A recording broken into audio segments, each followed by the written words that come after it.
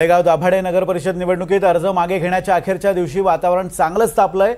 नगरपालिकेच्या इमारतीत राष्ट्रवादी काँग्रेस आणि भाजप कार्यकर्त्यांमध्ये धक्काबुक्की झाल्यानं गोंधळ उडाला होता आणि या धक्काबुक्कीचा व्हिडिओ आता व्हायरल होतोय। तळेगाव पोलिसांनी मध्यस्थी केल्यानं वातावरण निवळलं। शहरातील 2 ते 3 ठिकाणी अशी तणावपूर्ण परिस्थिती निर्माण झाली होती। राष्ट्रवादी काँग्रेस आणि भाजपच्या कार्यकर्त्यांमध्ये धक्काबुक्की झाल्यानं महायुतीमधील हा अंतर्गत वाद चव्हाट्यावर आलाय।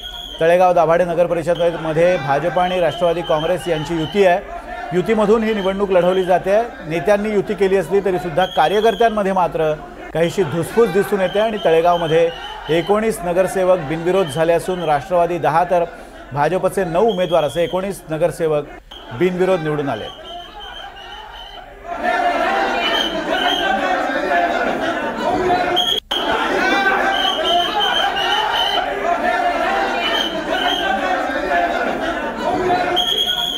या संदर्भात बोलण्यासाठी आपले प्रतिनिधी सूरज कसबे आपल्या सोबत आहेत। सूरज, एकत्र निवडणूक लढवली जाते तरी सुद्धा कार्यकर्त्यांमध्ये मात्र धक्काबुक्की होते, काय कारण आहेत? विनोद सर, आपण पाहिले तर तळेगाव दाभाडे नगर परिषदेसाठी काल उमेदवारी अर्ज घेण्याचा शेवटचा दिवस होता आणि तळेगाव नगर परिषदेच्या निवडणुकीसाठी महायुतीतील जे घटक पक्ष भारतीय जनता पक्ष आणि राष्ट्रवादी काँग्रेस पार्टी यांनी युती सुद्धा केली। त्यांच्या जागेचं वाटप सुद्धा झालं होतं।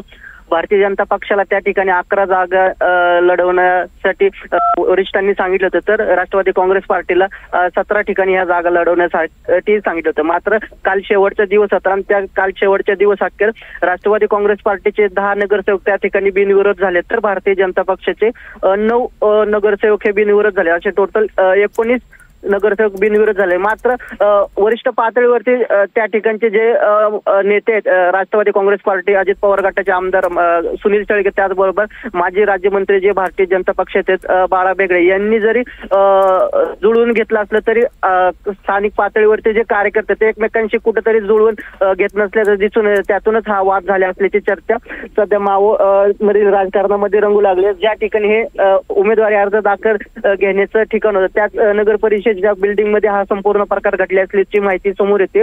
तळेगाव पोलिसांनी त्या ठिकाणी मध्यस्थी केल्यानंतर हे कार्यकर्ते काहीसे निवळले। मात्र आता हे ज्या कार्यकर्त्यांनी त्या ठिकाणी धक्काबुक्की केली, बाचाबाची केली, त्या कार्यकर्त्यांना त्यांचे नेते आता काय कानउघडणी करतात का हे पाहणं देखील आता तितकंच महत्त्वाचं असणार आहे। विनोद सर, धन्यवाद सूरज दिलेल्या अपडेट्स बद्दल। महायुतीमध्ये एकत्र लढत असून सुद्धा तणाव निर्माण झालाय।